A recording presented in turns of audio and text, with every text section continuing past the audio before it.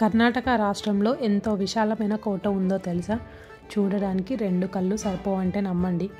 ఈరోజు మనం ఆ కర్ణాటక రాష్ట్రంలోని బీదర్కు వెళ్తున్నాము. అక్కడ బీదర్ కోట చాలా ఫేమస్.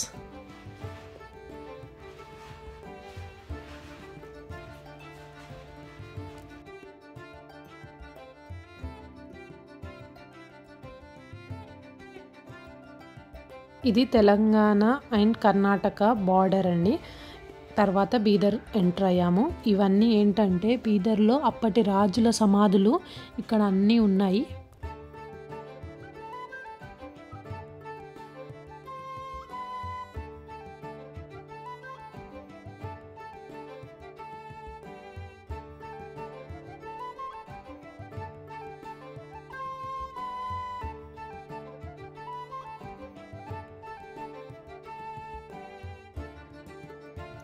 సో బీదర్ కోట అయితే రీచ్ అయ్యాము.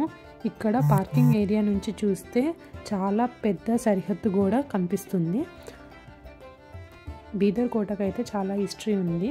సో అప్పట్లో దక్షిణ భారతంలో బహమనీ సుల్తాన్ల ప్రాబల్యం చాలా దశాబ్దాలుగా సాగింది. వీరు మొదట్లో గుల్బర్గా రాజధానిగా పాలించారు. క్రీస్తు శకం 1427లో సుల్తాన్ అల్లావుద్దీన్ బహమన్ గుల్బర్గా నుండి బీదర్కు మార్చారట. బీదర్ చారిత్రాత్మక పురాతనమైన నగరంగా పేరు ఉంది. శాతవాహనులు, చాళుక్యులు, కాకతీయులు బీదర్ను పరిపాలించారట. మహమ్మద్ బిన్ తుగ్లక్ హయాంలో ఇక్కడ కొన్ని నిర్మాణాలు జరిగాయి. తరువాత బహ్మనీలు ఈ నగరాన్ని వశం చేసుకొని కొన్ని నాళ్ళకి రాజధానిగా మార్చారట. కోట కూడా ఎంత పెద్దగా ఉందో చూసారా? దీనిని ఎర్రని ఇసుక రాళ్లతో నిర్మించారు. సూర్యకిరణాలు పడ్డాక ఆ రాళ్ళన్నీ మెరిసిపోతూ కోట అంతా భలేగా అందంగా ఉంటుంది.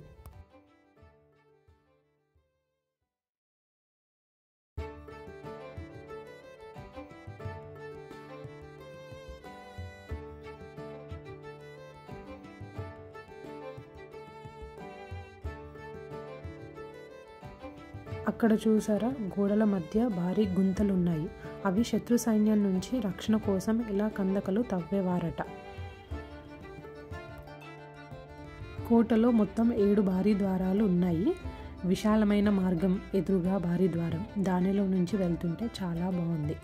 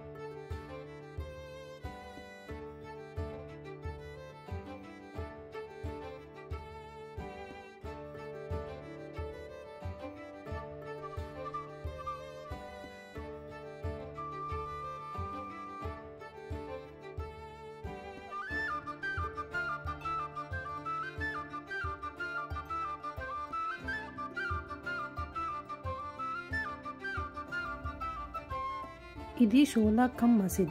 16 స్తంభాలతో నిర్మించిన షోలాకం మసీద్ చాలా విశాలంగా ఉంటుంది. దీనిని బహమనీల పాలన కంటే 100 ఏళ్ల ముందు తుగ్లక్ రాజులు ఉన్నప్పుడు కట్టించారట.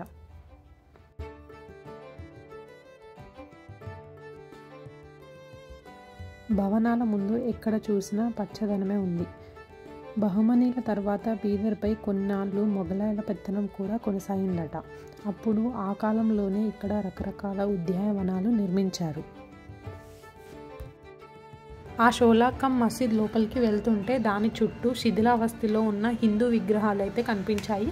ఆ విగ్రహాలన్నీ చూస్తుంటే చాలా బాధగా అనిపించింది.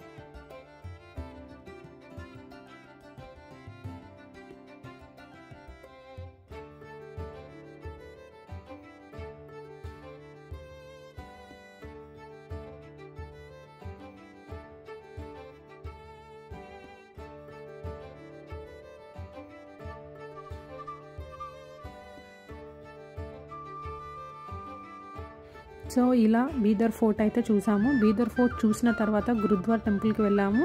అది నెక్స్ట్ వీడియోలో వస్తుంది. ఈ వీడియో మీకు నచ్చినట్టయితే please share, like and subscribe to the SS Creations channel.